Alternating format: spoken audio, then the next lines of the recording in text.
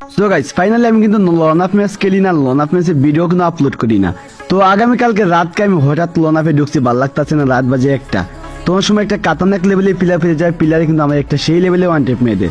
আর যখন ওর profile check করি তখন এদিকে আমার গিল লিডার পড়ে গেছে আমার রিমেসে, তো আবার লোন আপে।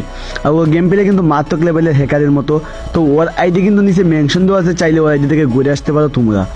তো ওর গেম প্লে তো দেখতে পাচ্ছ কি মুভমেন্ট দিতেছে আমার সামনে।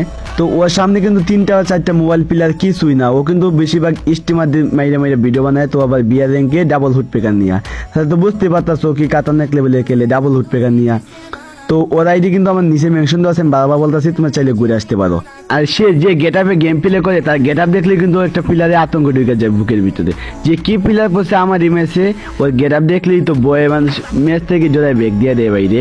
তো ওর গেম প্লে দেখলেই তো তোমরা বুঝতেছো। আর আমার কিন্তু মাথা পোতা কাইপটা লল টল মাইরে কিন্তু চান্দি মান্দি উড়াই দিতাছি। তো আমার